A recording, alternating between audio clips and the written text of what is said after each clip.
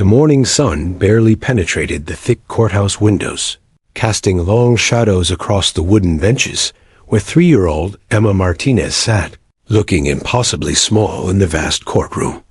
Her tiny legs dangled above the floor, swinging back and forth in an anxious rhythm that betrayed her nervousness. The oversized room felt like a cathedral of judgment, with its high ceilings, dark wood paneling, and the imposing bench where the judge would soon sit. Everything about this place seemed designed to make people feel insignificant, and for a child barely out of toddlerhood, it was absolutely terrifying. Emma clutched her stuffed rabbit, Mr. Flopsy, so tightly that her knuckles had turned white. The worn toy had been her constant companion for the past 6 months. Ever since that night, everything changed. The rabbit's left ear was permanently bent, and its button eyes had faded from years of love. But to Emma, it was the most precious thing in the world. It was the only constant in a life that had been turned completely upside down. Her foster mother, Sarah Chun, sat beside her, one protective arm wrapped around the little girl's shoulders. Sarah had been caring for Emma since February, watching the traumatized child slowly emerge from her shell like a butterfly that wasn't quite sure it was safe to fly. The progress had been remarkable but fragile. Emma still had nightmares. She still hoarded food in her bedroom, terrified it would disappear. She still flinched at loud noises and sudden movements. But she was healing, slowly but surely, and Sarah loved her fiercely. Today's custody hearing would determine Emma's future. Would she return to her biological parents, who sat across the courtroom looking uncomfortable in clothes that seemed borrowed for the occasion? Or would the state terminate their parental rights, paving the way for Sarah to adopt this precious child, who had already claimed a permanent place in her heart? The weight of that decision hung in the air like humidity before a storm. The courtroom was filled with the sounds of shuffling papers and whispered conversations. Lawyers in expensive suits reviewed their notes, highlighting passages and exchanging quiet words with their colleagues. Social workers compared files, their faces showing the weariness that came from seeing too many broken families and too many damaged children. The court stenographer tested her equipment, fingers flying across keys in a practiced warm-up routine. Everyone had a role to play in this bureaucratic theater. Everyone except Emma, who was simply trying to understand why she was here. Sarah leaned down and whispered softly, "It's okay, sweetheart. This will be over soon, and then we'll go get ice cream. Would you like that?" Emma nodded slightly, but her eyes continued to scan the room with the hypervigilance of a child who had learned too young that the world could be a dangerous place. She watched the judge's assistant arrange papers on the bench. She observed the bailiff standing by the door with his serious expression. She noted every person who entered or exited through the heavy wooden doors. The fluorescent lights hummed overhead, adding their own discordant note to the symphony of anxiety filling the room. Emma's social worker, Mrs. Rodriguez, caught Sarah's eye from across the aisle and offered an encouraging smile. She had been the one to place Emma with Sarah, recognizing immediately that this foster mother had something special, the patience and love that traumatized children desperately needed. Mrs. Rodriguez had high hopes for today's outcome, but in family court, nothing was ever guaranteed. Emma's biological mother, Jennifer Martinez, sat with her head down, avoiding eye contact with everyone in the room. Her hands trembled slightly as she twisted a tissue between her fingers. Beside her, Emma's biological father, David, stared straight ahead with a blank expression that revealed nothing. They had completed their court-ordered rehabilitation program, attended parenting classes, and submitted to regular drug testing. Their attorney would argue they deserved another chance. But the evidence of their neglect was documented in hundreds of pages of reports, photographs, and testimony. Then, without warning, the side door near the judge's bench creaked open on its old hinges. The sound cut through the courtroom chatter like a knife. Emma's head snapped toward the noise with startling speed, her entire body going rigid with attention. Through that door stepped Officer Michael Hayes, tall and imposing in his crisp police uniform, his badge catching the light. But he wasn't alone. Beside him, connected by a short lead, walked the most magnificent dog Emma had ever seen.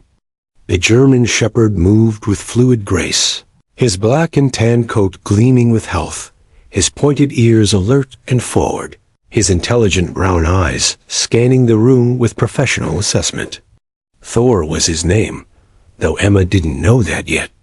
What she did know, deep in the buried corners of her memory, where trauma had hidden certain moments, was that she had seen this dog before. The moment Emma's eyes landed on Thor, something extraordinary happened inside her small body.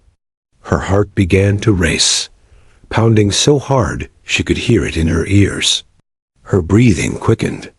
But this wasn't fear. It was something else entirely. It was recognition. It was the stirring of a memory that had been locked away for 6 months. A memory of the worst night of her life that had also been, in a strange way, the beginning of her salvation. Thor's ears twitched as he entered the courtroom, and for just a fraction of a second, his head turned toward the gallery where Emma sat. Their eyes met across the room, and in that instant, something passed between them. An acknowledgement, a remembrance, a connection that defied explanation. Emma's grip on Mr. Flopsy loosened slightly as her small hand began to rise, trembling, pointing toward the beautiful dog who had once saved her life. The courtroom continued its business, unaware that in mere moments, everything was about to change.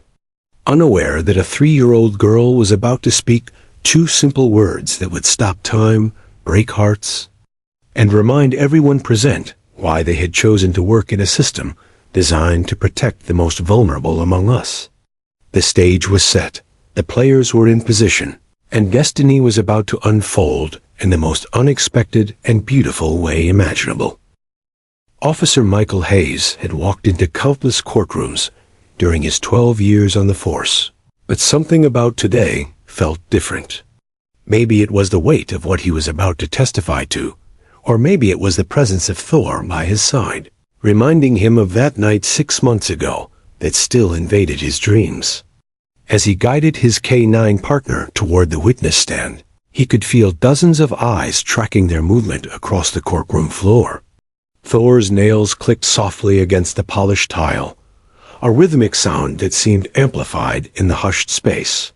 Thor was a 5-year-old German Shepherd who had been Hayes' partner for 3 years, and in that time, they had become more than just a working team. They were brothers in arms, connected by an unspoken understanding that only comes from facing danger together. Thor had tracked missing children through dense forests, located hidden narcotics in impossible places, and protected Hayes from threats more times than he could count. The dog was a consummate professional, trained to ignore distractions and focus entirely on his handler's commands. Which is why what happened next would be so extraordinary. As Hayes positioned himself near the witness stand, adjusting his notes and preparing to be sworn in, Thor assumed his standard position, sitting at attention, ears forward, eyes alert but not fixed on anything in particular. The dog's official vest bore the insignia of the police department, and his posture radiated discipline and training. To everyone in the courtroom, he appeared to be just another working K9, impressive but unremarkable in his professionalism. But then something shifted. Thor's ears, which had been scanning the room in a relaxed pattern, suddenly locked into a fixed position. His head tilted slightly, and his nostrils flared as he processed a scent that had reached him through the recycled courthouse air. Hayes noticed immediately, his hand instinctively moving to Thor's back in a gesture that was part reassurance, part question. "Easy, boy," he murmured under his breath, wondering what had caught his partner's attention. In the gallery, Sarah Chun had become acutely aware that something unusual was happening with Emma. The little girl had stopped fidgeting completely, which in itself was remarkable.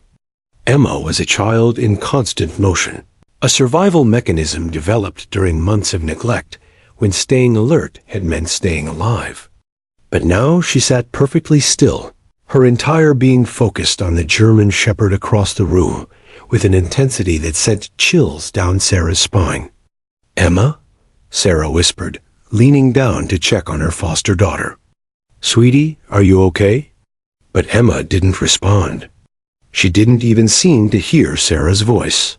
Her wide brown eyes were locked onto Thor with a laser focus that seemed impossible for someone so young.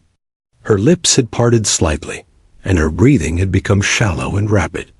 Sarah's nursing background kicked in immediately, and she began checking for signs of distress or panic attack. Was this too much for the little girl? Should they leave before the hearing even began? And Sarah noticed something that made her pause. Emma wasn't showing signs of fear at all. Her body language wasn't defensive or withdrawn. Instead, she was leaning forward, straining against Sarah's protective arm, as if she wanted to get closer to the dog. Her small hands had released their death grip on Mr. Flopsy, the stuffed rabbit falling unnoticed to the bench beside her. In 6 months of foster care, Sarah had never seen Emma voluntarily let go of that rabbit in a stressful situation. Across the courtroom, Mrs. Rodriguez had also noticed the change in Emma's demeanor. The social worker's trained eye picked up on the child's fixation, and she felt her professional instincts go on high alert. She had read every page of Emma's case file, had been there the night she was removed from her parents' care, had watched the little girl struggle through the early days of trauma recovery. This reaction was unprecedented and potentially significant. Officer Hayes began to provide his name and badge number to the court clerk, his voice steady and professional, despite the emotional weight of what he was about to testify. He had prepared for this moment, had reviewed his notes from that February night until he had practically memorized them. He knew the defense attorney would try to discredit his observations, would suggest that he had exaggerated the conditions in which Emma had been found. Hayes was ready for that fight because he knew the truth, and the truth was damning. But as he spoke, Thor did something that broke every rule of his extensive training. The German shepherd whined, a soft, plaintive sound that seemed to come from somewhere deep in his chest. It was a sound Hayes had only heard a handful of times, usually when Thor was injured or in distress. Hayes's testimony faltered mid-sentence as he looked down at his partner in surprise and concern. "Thor?" he questioned softly, his professional mask slipping for just a moment. The dog was staring intently at the gallery, his tail beginning to move in a slow, uncertain wag. Hayes followed Thor's gaze and found himself looking at a small girl with dark hair and enormous eyes. A girl who was now sitting on the very edge of her seat, both hands gripping the wooden barrier in front of her, as if she might climb over it at any moment. And then, like a puzzle piece sliding into place, recognition hit Hayes like a physical blow. That was Emma, the little girl from the apartment, the one he had carried out wrapped in his jacket, the one who had clung to Thor for 20 minutes while they waited for Child Protective Services. He had wondered so many times what had happened to her, whether she was safe, whether she was being cared for properly. He had wanted to follow up, to check on her progress, but departmental policies and the foster system's privacy protections had made that impossible. Now here she was, 6 months later, and she was staring at Thor with the same desperate intensity she had shown that terrible night.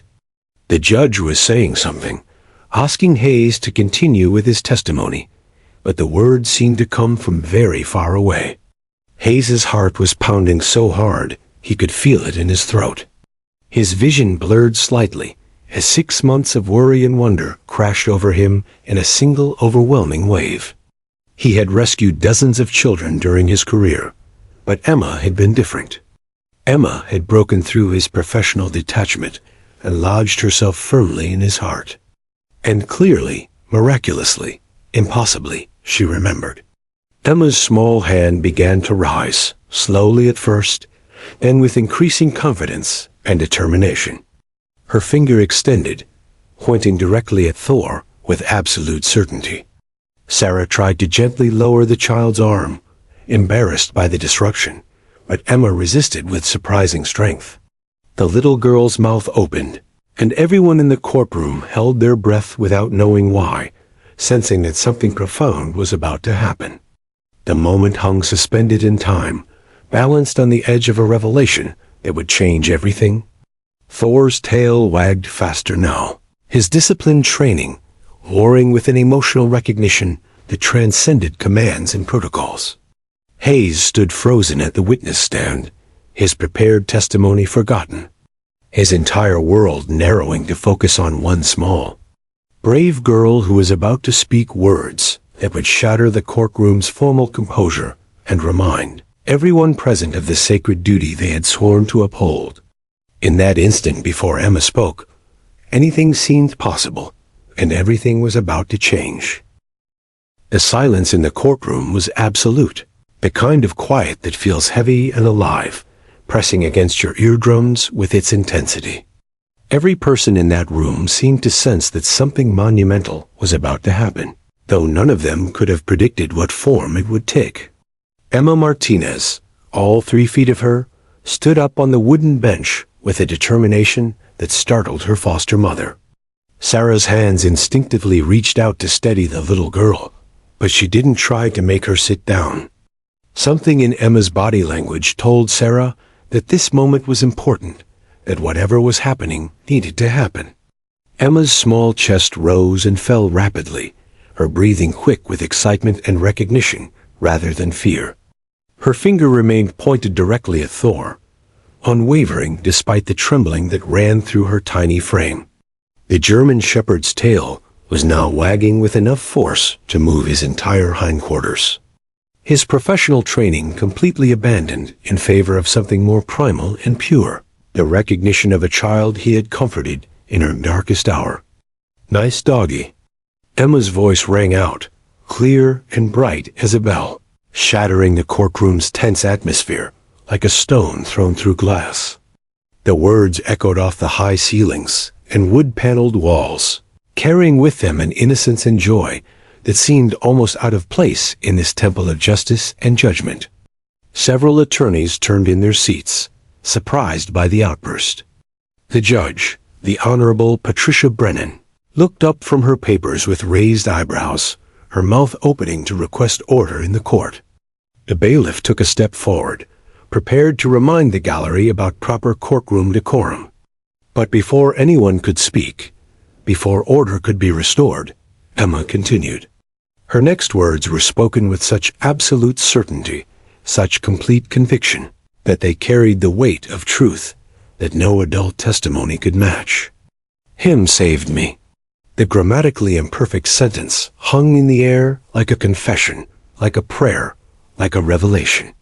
4 simple words from a 3-year-old child, but they contained within them an entire story of suffering and rescue, of trauma and healing, of the worst night of a little girl's life and the beginning of her salvation.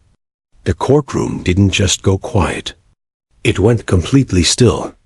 Even the court stenographer's fingers froze above her keys, forgotten in the shock of the moment. Officer Michael Hayes felt his legs weaken beneath him, his knees threatening to buckle, as the full impact of Emma's words crashed over him like a tidal wave. 6 months of wondering, 6 months of hoping she was okay. 6 months of carrying the memory of her terrified face and her desperate grip on his jacket. All of it came flooding back in a single, overwhelming rush of emotion. His vision blurred as tears filled his eyes. Years of professional detachment and emotional armor cracking wide open in the face of this tiny child's recognition. "Oh my God," he whispered, his voice barely audible. His hand went to his chest, pressing against his uniform, as if he could somehow slow his racing heart. "She remembers." Thor, freed from any pretense of professional behavior, pulled against his lead with surprising force. Hayes's grip loosened instinctively, and the German Shepherd moved toward the gallery barrier with purpose and grace. Several people gasped, uncertain whether this large police dog approaching a small child was cause for concern. But anyone who looked closely could see the gentleness in Thor's movement, the careful way he navigated between benches and people, the soft expression in his intelligent brown eyes. Judge Brennan's hand moved to her gavel, but she didn't pick it up. She couldn't. She was frozen in her seat, watching this unprecedented scene unfold with the same stunned disbelief as everyone else in the courtroom. In 30 years on the family court bench, she had presided over thousands of cases, had heard testimony that would break the hardest heart, had made decisions that affected countless children's lives. But she had never, ever, witnessed anything like this. Sarah Chun's arms tightened around Emma's waist, tears streaming freely down her face as she finally understood what she was witnessing. This was the police dog from Emma's rescue, the one mentioned in the case files, the one who had reportedly comforted Emma while she waited to be taken into protective custody. Sarah had read those reports, had seen the social worker's notes about how the child had clung to the K-9 unit. But reading about it and witnessing this reunion were two entirely different things. Mrs. Rodriguez stood up from her seat, one hand covering her mouth as tears flowed unchecked down her cheeks. She had been there that night, had arrived at the apartment shortly after the police, had seen Emma covered in filth and fear, clutching onto this very dog as if he were a lifeline.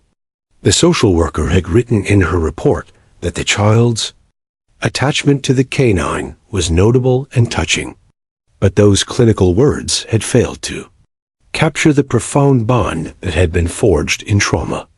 Emma's biological parents sat frozen in shock, their faces pale as they watched their daughter recognize the police dog who had been there the night their world fell apart. Jennifer Martinez's hands trembled violently as the full weight of her failures crashed down upon her. This was the moment, seeing her daughter point to her rescuer and declare that he had saved her, that truly drove home what she and David had done through their neglect and addiction. Across the aisle, the state's attorney felt vindication mixed with profound sadness. She had argued in her brief that Emma's parents had created a situation so dangerous that law enforcement intervention had been required. Now, watching this child identify her rescuer, those words transformed from legal arguments into living, breathing reality. Thor reached the wooden barrier that separated the gallery from the well of the court, and he pressed his large head against it, stretching his neck upward toward Emma. The little girl leaned down, her small hands reaching for him with desperate eagerness. And when her fingers finally touched his soft fur, something magical happened. A collective sob seemed to move through the courtroom, a wave of emotion that united strangers in shared recognition of something beautiful and heartbreaking and profoundly human. Emma's fingers tangled in Thor's thick coat, and she leaned forward until her forehead pressed against his snout. The German Shepherd remained perfectly still, allowing this small child to hold him, to touch him, to reconnect with the source of comfort from her worst nightmare. His tail continued its gentle wag, and a soft whine escaped his throat, a sound of recognition and gentleness that seemed impossible from such a large, powerful animal. "Good doggy," Emma whispered, her voice choked with emotions she was too young to name, but old enough to feel. Good doggy." Officer Hayes had moved to the barrier as well, tears streaming openly down his face, no longer caring who saw his emotional breakdown. His hand rested on Thor's back, and he looked up at Emma with a mixture of joy and grief, so powerful it was almost physically painful. This little girl, this precious child who had suffered so much, remembered them. She remembered being saved. She remembered that in her darkest moment, someone had come for her. The judge finally found her voice, though it was thick with emotion and barely above a whisper. "I think," she said slowly, "we need a brief recess." She looked around the courtroom, seeing tears on nearly every face, seeing the raw emotion that had transformed this formal legal proceeding into something far more profound. 15 minutes, she added, then stood and quickly left the bench, her own composure finally breaking as she disappeared through the door to her chambers. As the courtroom erupted into conversation and movement, as tissues were passed and eyes were wiped, Emma Martinez remained focused entirely on Thor, her small hands exploring his face, his ears, his neck, reconnecting with the hero who had saved her life and asking for nothing in return except the chance to offer comfort in an impossible situation. And in that moment, every person in that courtroom understood exactly why they had chosen their professions, why they showed up every day to fight for children like Emma, and why, despite all the heartbreak and tragedy they witnessed, they would continue to show up tomorrow and every day after. Officer Michael Hayes had faced down armed suspects, had chased criminals through dangerous neighborhoods at midnight, had been shot at twice during his 12 years on the force, and had never once broken down. He prided himself on his composure, on his ability to maintain professional detachment, even in the most emotionally charged situations. It was a survival mechanism, a necessary shield that allowed him to do his job without being destroyed by the constant exposure to human suffering and cruelty. But that shield was completely useless against the power of a 3-year-old girl's recognition and gratitude. Hayes sank to his knees on the cold courtroom floor, no longer caring about his uniform or his dignity, or what anyone might think of a police officer crying in public. His shoulders shook with sobs that came from somewhere deep in his chest, from a place he usually kept locked away behind duty and protocol. Thor, sensing his handler's distress, turned his massive head and licked Hayes' face, offering comfort the same way he had offered it to Emma 6 months ago. "I didn't think she'd remember," Hayes choked out, his voice thick with emotion. "She was so young, and it was so traumatic. I didn't think." Sarah Chun, still holding Emma securely so the excited child wouldn't climb over the barrier, found herself crying just as hard as the police officer. She had known Emma's rescue story in abstract terms, had read the clinical language of police reports and social services documents. But seeing it made real, seeing the living, breathing connection between her foster daughter and the K-9 team who had saved her, transformed those dry facts into something visceral and overwhelming. "Thank you," Sarah said, her voice breaking as she looked at Hayes. "Thank you for saving her. Thank you for being there that night. Thank you for caring enough that it still matters to you 6 months later." The bailiff, a former Marine who had served 2 tours in Afghanistan, stood at his post with tears running down his weathered face. He had seen combat, had lost friends in war, had attended more military funerals than he could count. He thought he was beyond being moved by courtroom drama. He was wrong. This moment, this pure expression of a child's gratitude and a protector's emotional release, had bypassed every defense he'd built over decades of hardship. Around the courtroom, similar scenes played out as hardened professionals confronted their own humanity. The defense attorney, who had planned to argue that Emma's parents deserved another chance, found himself questioning whether he could ethically make that argument after witnessing this. His own children were home with his wife, safe and loved and protected. Seeing Emma recognize her rescuer drove home just how close this child had come to a very different fate. Judge Patricia Brennan stood in her chambers with her back against the closed door, pressing a tissue against her eyes as she tried to compose herself. In 30 years on the bench, she had developed what she thought was an impenetrable professional exterior. She had made life-altering decisions about children's welfare hundreds of times, had sent parents to prison, had terminated parental rights, had witnessed the full spectrum of human failure, and occasionally, human redemption. But this was different. This wasn't testimony or evidence or legal arguments. This was raw truth, delivered in the innocent words of a child who had suffered and survived. Judge Brennan looked at the framed photos on her desk, pictures of her own grandchildren, and felt a surge of protective rage toward anyone who would harm a child. She knew, standing in that chamber, that her decision in this case had essentially been made. No parents who had created a situation requiring such a dramatic rescue deserved another chance to harm their child. Back in the courtroom, Mrs. Rodriguez approached the barrier where Emma continued to pet Thor, her small hands running over his fur with gentle reverence. The social worker knelt beside Hayes, placing a comforting hand on his shoulder. She had worked with police officers for 20 years and understood the toll that cases involving children took on them, especially officers like Hayes, who genuinely cared. "She's been doing so well," Mrs. Rodriguez told him, her own voice unsteady. "Sarah is an incredible foster mother. Emma has nightmares sometimes, and she's still working through the trauma, but she's laughing now. She's playing. She's learning to trust again. You saved her life that night, Officer Hayes. You and Thor gave her a chance to become the happy little girl she deserves to be." Hayes looked up at the social worker, then at Emma, who was now giggling as Thor's tail wagged against her legs. The sound of that giggle, so pure and joyful, did something to repair a broken piece of Hayes's soul that he hadn't even realized was damaged. He had carried the weight of that February night for 6 months, wondering if he had done enough, if Emma was okay, if she would ever recover from what her parents had put her through. Now he had his answer.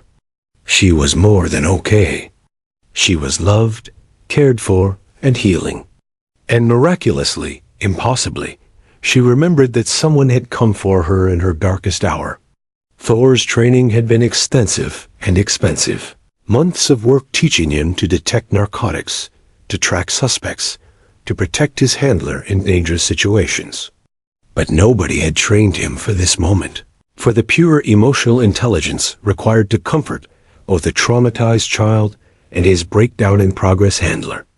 Yet somehow, Thor knew exactly what to do. He positioned himself so that Emma could continue petting him while also keeping his head close to Hayes, offering physical comfort to both of them simultaneously. Emma's biological father, David Martinez, sat in stunned silence, watching his daughter show more affection toward a police dog than she had ever shown toward him. The realization was devastating. His daughter didn't have happy memories of him. She didn't associate him with comfort or safety or rescue. Instead, her hero was a German shepherd who had been there for her when her own parents had failed her so completely. Jennifer Martinez had her face buried in her hands, her entire body shaking with the force of her sobs. She had been clean for 6 months now, had completed rehab, had attended every parenting class and counseling session the court had ordered. But watching Emma recognize Thor, hearing her tiny voice declare, "Him saved me," Jennifer finally understood the full magnitude of what she had done to her daughter through her addiction and neglect. No amount of rehabilitation could erase that night, could undo the trauma, could restore the innocence that had been stolen from her baby. The prosecutor, Amanda Chun, watched the scene with professional satisfaction mixed with deep personal sadness. She had 3 cases on her docket today, all involving child welfare, all heartbreaking in their own ways. This was why she had become a prosecutor, not to put people in prison, but to protect children who couldn't protect themselves. Emma's recognition of Thor was the most powerful evidence Amanda could have hoped for. Proof that the situation had been dire enough to require intervention. Proof that terminating parental rights was not just justified, but necessary. As the 15-minute recess stretched into 20, then 25 minutes, nobody complained about the delay.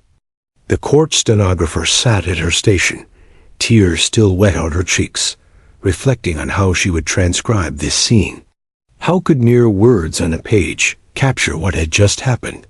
How could clinical courtroom language convey the profound emotional impact of a child recognizing her rescuer? Sarah lifted Emma into her arms, holding the little girl close while still allowing her to reach down and touch Thor. "That's the police officer who helped you," Sarah explained gently. "Do you remember that night, sweetheart? The nice man and the nice doggy who took care of you?" Emma nodded vigorously, her small hand still tangled in Thor's fur. "Nice doggy," she repeated, then looked at Hayes with those enormous brown eyes. "Nice man, too." And with those 3 additional words, Officer Michael Hayes broke down all over again. But this time they were tears of healing rather than grief. Tears of gratitude that this child's story had a chance at a happy ending. Tears of relief that his decision to comfort her that terrible night had mattered in ways he could never have anticipated. In that moment, in that courtroom, the walls between professional and personal dissolved completely. They were no longer cops and social workers and lawyers and judges. They were simply human beings bearing witness to the resilience of a child and the power of compassion to transform tragedy into hope. As Emma continued to stroke Thor's soft ears with her tiny fingers, Officer Michael Hayes felt himself being pulled backward through time, transported to that freezing February night that had haunted his dreams for 6 months. The memory crashed over him with such vivid intensity that he could almost feel the bitter cold wind that had been blowing that night, could almost smell the mixture of decay and desperation that had permeated that apartment building. It had been a Thursday night. He remembered that detail clearly. His shift was supposed to end at midnight, and he had been looking forward to going home to his quiet apartment, maybe watching some television before bed. Thor had been alert but calm in the back of the patrol car, and the city had been relatively quiet for a February evening. Then the call came through. A domestic disturbance at an apartment complex on the east side, possible drug activity. Neighbor reported hearing a child crying for extended periods. Hayes had responded to hundreds of such calls over his career. Most turned out to be less dramatic than reported. Arguments between couples, noise complaints, sometimes nothing at all. He had learned not to assume anything until he arrived on scene. But as he and Thor climbed the stairs to the 3rd-floor apartment, something felt wrong. The building smelled of mildew and neglect.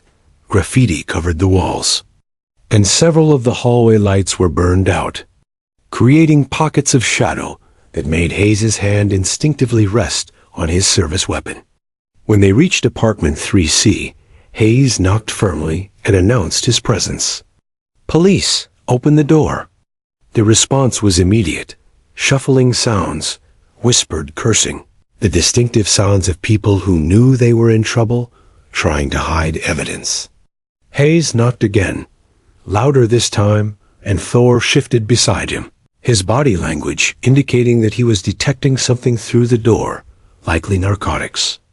After the 3rd knock and still no answer, Hayes called for backup and prepared to force entry. The door was flimsy, years of neglect having weakened its frame, and it took only one solid kick to break it open. What greeted him on the other side would stay with him for the rest of his life. The apartment was a nightmare. Garbage covered every surface. Rotting food attracted flies, even in February. And the overwhelming stench of unwashed bodies and human waste made Hayes's eyes water. In the living room, 2 adults were sprawled on a stained couch, barely conscious. Drug paraphernalia scattered on the coffee table in front of them. Thor immediately alerted, sitting and pointing toward the drugs, but Hayes's attention was elsewhere. Because somewhere in that apartment, he could hear a child crying, a sound so heartbreaking and desperate that it cut through his professional detachment like a knife through paper. "Police, is there a child here?" Hayes called out, his voice sharp with urgency. The adults on the couch barely registered his presence, lost in their drug-induced stupor. Hayes moved quickly through the apartment, Thor at his side, following the sound of crying to a bedroom at the end of a short hallway. The door was closed, and when Hayes tried the handle, he discovered it was locked from the outside. "Oh no," he whispered, dread settling into his stomach like ice water. He forced this door too, and what he found inside made him want to simultaneously cry and rage at the cruelty of which humans were capable. Emma, though he didn't know her name yet, was huddled in the corner of the room, wearing only a filthy diaper that clearly hadn't been changed in many hours, possibly days. She was surrounded by her own waste, and the room had no food, no water, no toys, nothing that a child needed or deserved. The window was covered with a blanket, blocking out light and air. The little girl was shaking, whether from cold or fear or both. Hayes couldn't tell. When Emma saw him, this large man in uniform bursting through her door, she screamed and tried to make herself smaller, pressing into the corner as if she could disappear into the wall. Her face was streaked with tears and dirt. Her eyes were wild with terror, and Hayes felt his heart shatter into 1,000 pieces. "It's okay, sweetheart," he said, keeping his voice as gentle as possible, despite the rage burning in his chest. "I'm here to help you. Nobody's going to hurt you anymore." But Emma just screamed louder, beyond words, beyond reason, a child who had learned that adults were sources of pain and neglect rather than comfort and care. Hayes stood in that doorway, unsure how to proceed, when Thor did something extraordinary. The German shepherd, who had been trained to search for drugs and protect his handler, who had been taught to maintain focus and discipline at all times, walked past Hayes into the room. Moving with infinite slowness and gentleness, Thor approached Emma and then, deliberately and carefully, laid down on the filthy floor beside her. He rested his large head on his paws and simply waited, making no sudden movements, making no demands, just offering his presence. Emma's screaming faltered, confusion replacing terror on her small face. She stared at this large animal who had positioned himself at her level, who wasn't trying to grab her or force her to do anything. Slowly, incredibly slowly, she reached out one trembling hand and touched Thor's fur.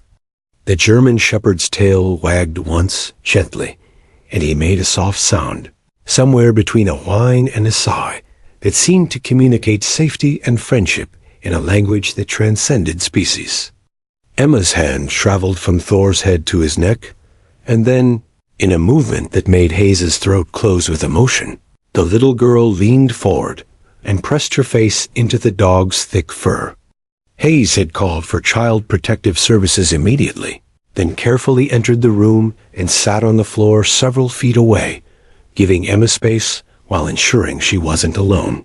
For 20 minutes, while they waited for the social worker to arrive, while other officers arrested Emma's parents and processed the scene, Hayes watched this traumatized child cling to his canine partner as if Thor were a life raft in a stormy sea. Thor never moved except to occasionally shift his head to better accommodate Emma's grip. He made soft, comforting sounds in his throat, and his eyes, when they met Hayes's, seemed to communicate something profound about duty and compassion, and the responsibility they shared to protect those who couldn't protect themselves. When Mrs. Rodriguez finally arrived, Emma initially refused to let go of Thor. It took Hayes's gentle coaxing and his promise that he would wrap Emma in his warm jacket to finally convince her to release the dog. Hayes had carried Emma out of that apartment himself, the little girl wrapped in his police jacket with the department patch visible, her small arms around his neck, her face pressed against his shoulder. As they reached the patrol car, Emma had looked back at Thor, who was sitting at attention beside the vehicle, and she had whispered 2 words that Hayes had carried with him ever since. Good doggy. Now, 6 months later, in a courtroom filled with people who had dedicated their lives to protecting children, Emma had remembered. She had recognized Thor despite the passage of time, despite her young age, despite the trauma she had endured. And in remembering, she had given Hayes a gift he hadn't known he needed. Confirmation that his work mattered, that the night he had kicked down that door and found her had been the beginning of her salvation. rather than just another case number in his file. As Hayes knelt on the courtroom floor with his hand on Thor's back, watching Emma giggle as she petted the dog who had saved her, he finally understood something fundamental about his job. He wasn't just a police officer. He was a guardian, a protector, a person who stood between innocent children and the darkness that threatened to consume them. And sometimes, just sometimes, he got to see the children he saved not just survive, but begin to truly live. When Judge Patricia Brennan finally emerged from her chambers 28 minutes after calling the recess, her eyes were still red-rimmed, but her composure had been carefully reconstructed. She carried herself with the dignity her position demanded, but everyone in the courtroom could see that something fundamental had shifted. This was no longer just another case on her docket. This had become personal in a way that transcended professional boundaries and legal protocols. The bailiff called the court to order, his voice still slightly rough with emotion, and everyone rose as the judge took her seat. But the atmosphere in the courtroom had been completely transformed. Where there had been formal tension and adversarial positioning before, there was now a strange unity, a shared understanding that they had all witnessed something profound and life-changing. Judge Brennan's gaze swept across the courtroom, taking in every person present. She saw Officer Hayes back at the witness stand, his uniform slightly rumpled, his eyes still glistening with unshed tears. She saw Thor sitting beside him, the German shepherd's tail occasionally thumping against the floor as he looked toward the gallery where Emma sat. She saw Sarah Chun holding Emma in her lap now, the little girl's head resting against her foster mother's chest, her small hand still reaching out toward Thor, as if maintaining that connection. And she saw Emma's biological parents, David and Jennifer Martinez, sitting with their heads bowed, the full weight of their failures crushing down upon them with visible force. Before we continue with testimony, Judge Brennan began, her voice carrying a weight it hadn't possessed before. I want to acknowledge what we all just witnessed. She paused, gathering her thoughts, knowing that her words in this moment would matter. In 30 years on this bench, I have presided over thousands of cases involving children and families in crisis. I have heard testimony that would break your heart. I have seen evidence of cruelty and neglect that haunts me still. But I have never, in all those years, witnessed what we just saw here today. The courtroom remained silent, every person hanging on the judge's words. A 3-year-old child, Judge Brennan continued, her voice strengthening, recognized the K-9 officer who rescued her 6 months ago. She remembered, despite her young age, despite the trauma she endured, that someone came for her in her darkest hour, that someone cared enough to save her. And she felt safe enough, secure enough in her current placement, to express that recognition and gratitude. Sarah Chun felt Emma snuggle closer, and she pressed a kiss to the top of the little girl's head, overwhelmed with love for this brave child who had survived so much. That tells me something important, the judge said, her eyes moving to Emma's biological parents. It tells me that Emma understands the difference between danger and safety, between neglect and care, between adults who harm her and adults who protect her. At 3 years old, this child already knows more about survival than any child should ever have to learn. Jennifer Martinez let out a sob, her hand covering her mouth as if she could somehow hold back the sound of her grief and shame. Her attorney placed a hand on her shoulder, but there was no comfort to be found. No legal argument that could undo what had been done. The defense attorney, Marcus Webb, stood slowly. He had been practicing family law for 15 years, had argued countless cases on behalf of parents seeking to regain custody of their children. He believed in redemption, in second chances, in the fundamental right of parents to raise their children. But standing in that courtroom, after witnessing Emma's recognition of her rescuer, he found himself questioning whether he could ethically continue with his planned argument. Your Honor, Webb said, his voice heavy with reluctance. "I wonder if I might request a brief consultation with my clients before we proceed further." Judge Brennan nodded, understanding immediately what was happening. "Of course, counselor. We'll take another 10-minute recess." As the courtroom buzzed with quiet conversation, Marcus Webb led David and Jennifer Martinez to a small consultation room off the main hallway. He closed the door behind them and took a deep breath before speaking. "I need to be honest with you both," he began, his usual advocacy replaced with brutal candor. "After what we just witnessed, I don't think we can win this case. More importantly, I'm not sure we should try."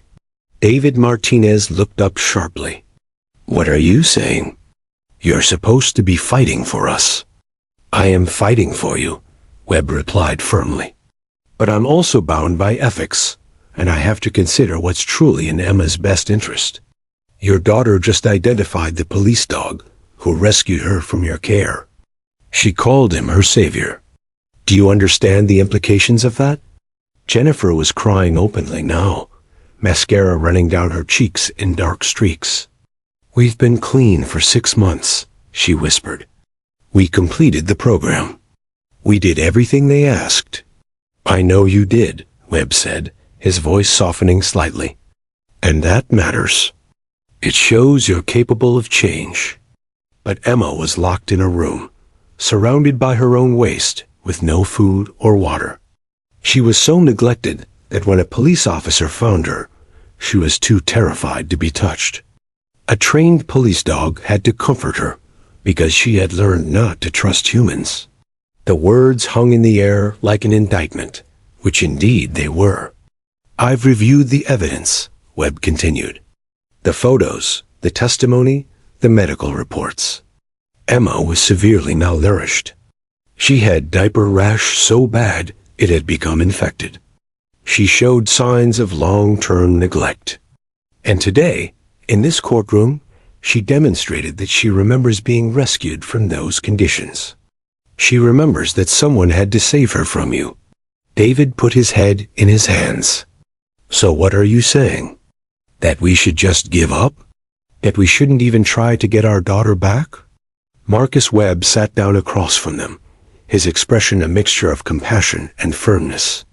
"I'm saying that sometimes loving your child means letting them go. Emma is thriving with Sarah Chun. She's healthy, she's happy, she's healing from the trauma you inflicted. If you truly love her, if you truly want what's best for her, then maybe the most loving thing you can do is step aside and let her have the life she deserves." Jennifer's sobs grew louder, her entire body shaking with the force of her grief. "She's my baby," she choked out. "She's my little girl." "Yes, she is," Webb agreed quietly. "And that's exactly why you need to do what's best for her, even if it breaks your heart. Especially if it breaks your heart." Back in the courtroom, Mrs. Rodriguez was having a similar conversation with the prosecutor. "Amanda Chun. That was the most powerful evidence I've ever seen," the social worker said quietly. "Emma's recognition of Thor proves everything we've been arguing. She remembers being rescued. She understands, on some level, that her parents failed her." Amanda nodded. "I know. I've been doing this for 8 years, and I've never seen anything like it. But I also feel—" She paused, searching for the right words. "I feel like we've moved beyond legal arguments into something more fundamental. This isn't just about parental rights and state intervention anymore. This is about a child's right to safety, to love, to a childhood that doesn't involve being locked in rooms and left to suffer." Officer Hayes, still at the witness stand, watched the various consultations happening around the courtroom. Thor had settled at his feet, the dog's training reasserting itself, now that the immediate emotional crisis had passed. But Hayes kept one hand on Thor's head, maintaining that physical connection, grounding himself in the reality of what had just happened. Sarah Chun remained in the gallery with Emma, who had finally relaxed completely, her small body growing heavy with the exhaustion that came after intense emotion. The little girl's eyes were drooping, her thumb finding its way to her mouth in a gesture of self-comfort. Sarah rocked her gently, humming a soft tune, providing the maternal comfort that Emma had been denied for the first years of her life. When the 10 minutes were up, and everyone returned to the courtroom, there was a palpable sense of anticipation. Something had changed during those private conversations, and everyone could feel it. Marcus Webb stood with his clients, and for the first time since the hearing began, David and Jennifer Martinez were holding hands, united in their grief and their impossible decision. Judge Brennan resumed her seat and looked at the defense attorney expectantly. "Counselor Webb, are you ready to proceed?" Webb glanced at his clients, saw the tears streaming down both their faces, and received their nearly imperceptible nods of permission. He took a deep breath and spoke words that would end one chapter of Emma's life and allow another to truly begin. "Your Honor, after consulting with my clients, we would like to inform the court that Mr. and Mrs. Martinez will not be contesting the termination of their parental rights." The courtroom erupted in gasps and whispers. But beneath the shock was a wave of relief so powerful it was almost tangible.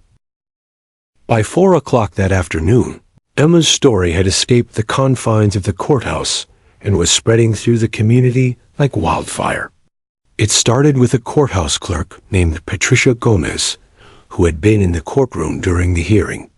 Moved beyond words by what she had witnessed, she posted a brief account on her personal social media page during her lunch break, carefully avoiding any identifying details that would violate privacy laws, but capturing the emotional essence of a 3-year-old recognizing her canine rescuer. Within an hour, her post had been shared 200 times. Within 3 hours, it had reached 10,000 shares. By evening, local news stations were leading their broadcasts with the story, and by midnight, it had gone viral across the entire country. 3-year-old girl recognizes police dog who saved her, says 2 words that brought courtroom to tears, became the headline that everyone was reading, clicking and sharing with friends and family.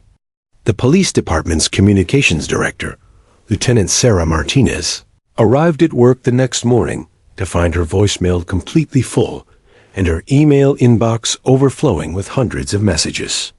People from across the state were calling to express their support for Officer Hayes and Thor, to share their own stories of rescue and recovery, to ask how they could help children like Emma. "We've never seen anything like this," Lieutenant Martinez told her captain, scrolling through message after message of gratitude and support. "People are calling us heroes. They're sending donations. They're asking about becoming foster parents."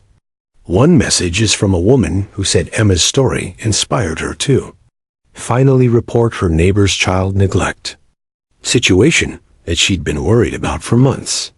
The local news stations had picked up the story after a reporter named Jessica Chun received a tip from her source at the courthouse.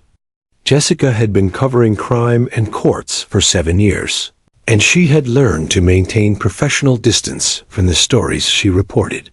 But when she interviewed Officer Hayes outside the courthouse that evening, his voice breaking as he described Emma's recognition of Thor, Jessica found herself crying behind the camera.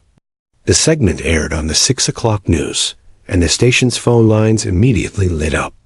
Viewers wanted to know more about Emma's story, about the foster care system, about how they could make a difference. The news director, recognizing the public interest, commissioned a follow-up series on foster care, child neglect prevention, and the role of K-9 units in protecting vulnerable citizens. By Friday morning, just 1 day after the courtroom moment, the ripple effects were becoming waves. The county's Child Protective Services office received 47 calls from people interested in becoming foster parents, more than they typically received in an entire month. The director, Maria Stevenson, found herself coordinating an emergency information session to accommodate all the interested families. Emma's story has opened people's hearts, Maria told her staff during their morning meeting. They're seeing that foster children aren't statistics or case numbers. They're real kids with real trauma who need real love and support. If we can channel this energy effectively, we could change dozens of children's lives. The local animal shelter saw an unexpected surge in adoption applications, with multiple families specifically requesting German Shepherds because they wanted dogs like Thor. The shelter director had to issue a statement reminding people that while Thor was exceptional, German Shepherds required extensive training and commitment, and people shouldn't adopt based solely on an emotional reaction to a news story. But it wasn't just about dogs or foster care applications. Emma's story had touched something deeper in the community's consciousness. It reminded people that behind every case of child neglect, there was a real child suffering. It showed them that intervention could save lives. It demonstrated that first responders often dealt with traumatic situations that stayed with them long after their shifts ended. A local coffee shop, The Morning Brew, started a fundraiser for foster care organizations, pledging to donate all profits from their Emma's Hope special latte for the entire month. Other businesses quickly followed suit. A bookstore created a children's book drive, collecting new books to donate to foster children. A toy store filled 3 large boxes with stuffed police dogs and delivered them to Child Protective Services, hoping to provide comfort to other traumatized children. The community's response reached Officer Hayes in waves throughout the day. His personal phone, which had somehow been obtained by persistent reporters and well-wishers, rang constantly. His colleagues at the police station clapped him on the back, called him a hero, thanked him for representing their department with such compassion. The chief of police issued a statement praising Hayes and Thor, noting that their actions represented the best of what law enforcement could be.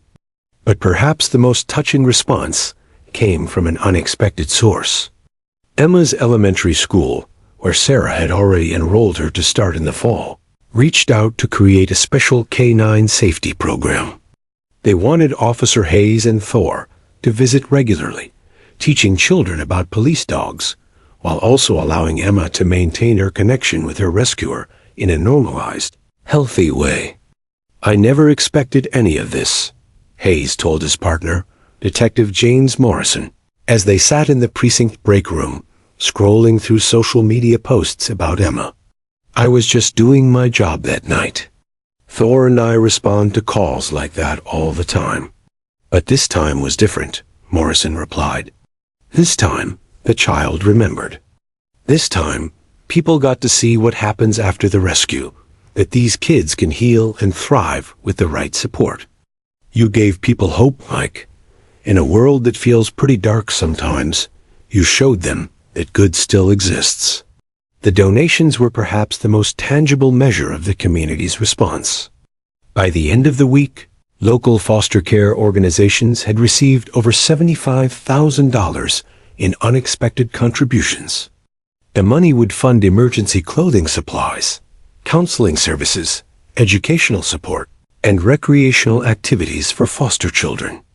Every dollar represented someone who had been moved by Emma's story and wanted to make a difference. Social media influencers with millions of followers picked up the story, sharing it with their audiences and encouraging donations to foster care organizations nationwide. A famous actress who had grown up in foster care herself posted a lengthy tribute to Emma, Officer Hayes, and Thor, describing her own experiences and urging her fans to consider fostering or adopting. The story reached Washington, D.C., where a senator who sat on the committee overseeing child welfare programs read about Emma during his morning briefing. Moved by the account, he began drafting legislation to increase funding for foster care support services and to expand canine programs, specifically trained to assist in child welfare cases. Back in the community where it all began, a local artist named Rebecca Tran was so inspired by Emma's story that she created a large-scale painting depicting a small child embracing a German Shepherd. With light streaming through darkness in the background, She titled it Saved and announced that she would auction it off, with all proceeds benefiting the local foster care system. The painting was displayed in the courthouse lobby, where it attracted hundreds of visitors over the following days. People came to see it, to read Emma's story, to be reminded that one moment of recognition could spark a movement of compassion. The auction, held 2 weeks later, raised an astonishing $22,000 from a successful local businessman who planned to donate the painting to the Children's Hospital. Even the police department saw changes. The K-9 unit received a substantial grant to expand their program, adding 2 new dog handler teams specifically trained in child welfare response. The training now included protocols for comforting traumatized children, recognizing signs of neglect and abuse, and working effectively with social services. Thor became something of a local celebrity, though he remained as professional and focused as ever during his working hours. Children who saw him on the street would wave and call out, "Hero Dog." Their parents would explain Emma's story, teaching their kids about bravery, compassion, and the importance of helping others. But perhaps the most profound impact was the one that couldn't be easily measured in donations or statistics. Emma's story changed conversations. Parents talked to their children about foster care, about helping kids in need, about standing up against neglect and abuse. Teachers incorporated lessons about empathy and community responsibility into their curriculum. Religious leaders used Emma's story in sermons about compassion and redemption. The community had been transformed by a 3-year-old's recognition of her rescuer, and that transformation would continue to ripple outward in ways both seen and unseen. Emma Martinez, who had once been a nameless victim in a terrible situation, had become a symbol of hope, resilience, and the power of human kindness to overcome even the darkest circumstances. And somewhere in that community, in homes and offices and schools throughout the city, people were making decisions that would change lives. A woman finally called Child Protective Services about the concerning bruises she'd seen on her neighbor's child. A couple submitted their application to become foster parents. A teacher stayed late to talk with a student.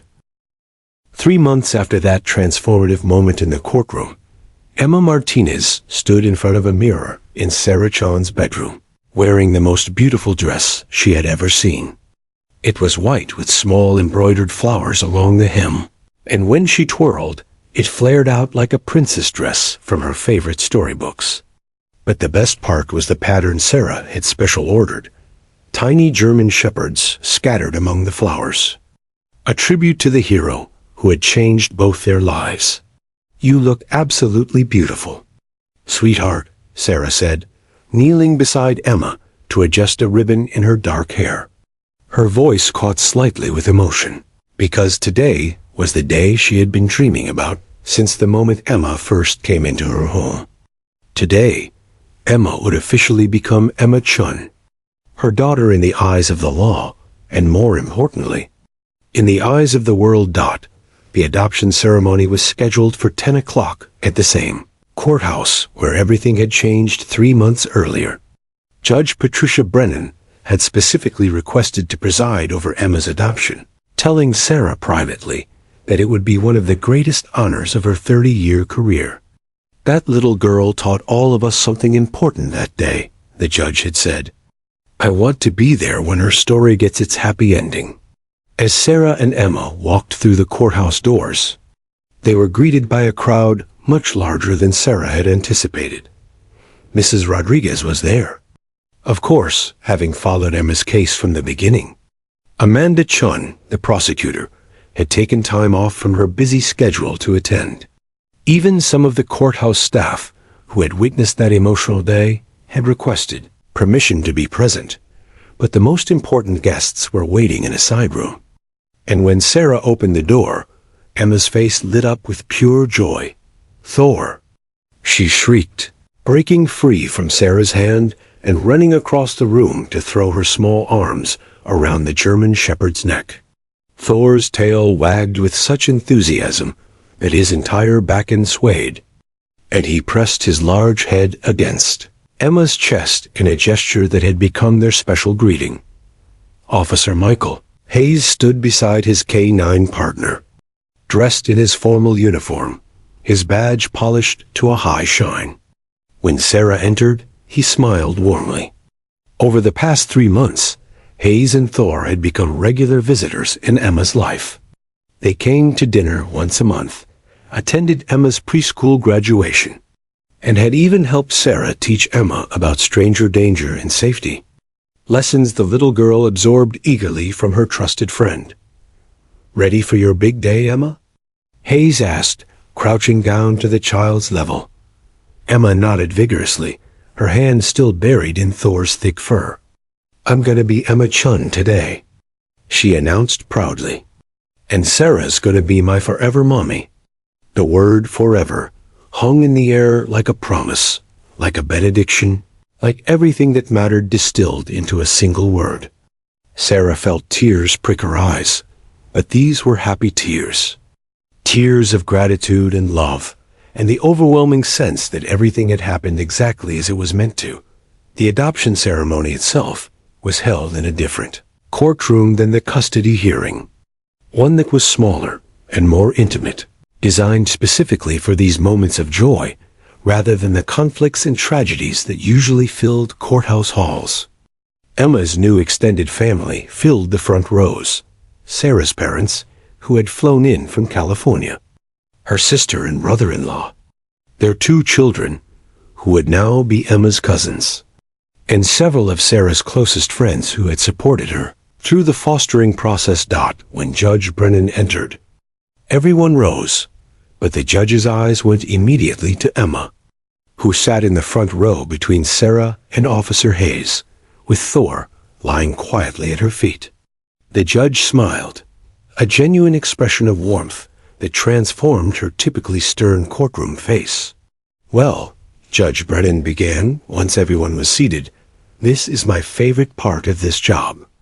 Today, we're here for a very special reason, to finalize the adoption of Emma Martinez, who will become Emma Chun." She looked directly at the little girl. "Emma, do you know what's happening today?" Emma nodded seriously, standing up on her chair so she could see the judge better.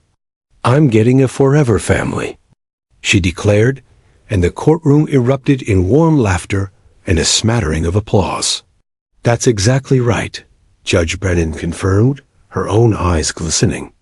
"Sarah Chun has petitioned to adopt you, which means she wants to be your mother forever, to take care of you, to love you, and to keep you safe for the rest of your life. How do you feel about that?" Emma turned to look at Sarah, and the expression on her small face held a wisdom beyond her years. "I love Sarah," she said simply. "She's the best mommy in the whole world."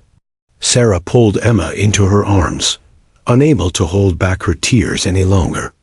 In the 3 months since Emma had come to live with her, Sarah had watched the traumatized, frightened child transform into this confident, joyful little girl who laughed easily, trusted readily, and was learning that the world could be a safe and loving place. The judge walked through the legal formalities, asking Sarah to confirm her commitment to Emma, reviewing the home study reports that praised Sarah's parenting, and acknowledging the recommendation from Child Protective Services that the adoption proceed. But the real magic happened when Judge Brennan signed the final adoption decree with a flourish and announced, "By the power vested in me by the state, I hereby declare that Emma Martinez is now legally and forever Emma Chun. Congratulations to you both." The courtroom exploded with applause and cheers. Emma jumped up and down with excitement, while Sarah cried and laughed simultaneously. Mrs. Rodriguez openly wept, thinking about the terrified child she had first encountered in that horrible apartment, and comparing her to this vibrant, happy little girl celebrating her new forever family. But the celebration was far from over. Judge Brennan held up her hand for quiet, a mischievous smile playing at the corners of her mouth. "We have one more piece of official business to attend to," she announced. "Officer Hayes, Would you and Thor please approach the bench? Hayes stood, confused but obedient, and walked forward with Thor at his side. The judge produced an official-looking certificate from her desk, and Emma clapped her hands with delight, clearly in on whatever secret was about to be revealed. Emma Chun, Judge Brennan said formally, wanted to make sure that Thor received proper recognition for his service to the community, and specifically to her. Therefore, I am pleased to present Thor with this certificate, declaring him an honorary guardian of Emma Chun, with all the rights and responsibilities that position entails. She handed the certificate to Hayes, who read it with growing emotion. The document was beautifully designed, with the state seal at the top and official legal language naming Thor as Emma's official protector for life. But the most touching part was at the bottom, where Emma had signed her name in wobbly 3-year-old handwriting, with Sarah helping to guide her hand. There's more, Judge Brennan added, and Sarah came forward holding a small box. She opened it to reveal a custom-made collar tag, engraved with the words Emma's Hero on one side and the date of Emma's rescue on the other. Hayes's hands shook as he attached the tag to Thor's collar, right next to the dog's official police identification. Thor sat perfectly still, as if he understood the solemnity of the moment, and when Emma threw her arms around his neck one more time, the German shepherd's tail wagged with pure happiness. "Thank you," Hayes said, his voice thick with emotion as he looked at Sarah and Emma. "Thank you for letting us be part of her life."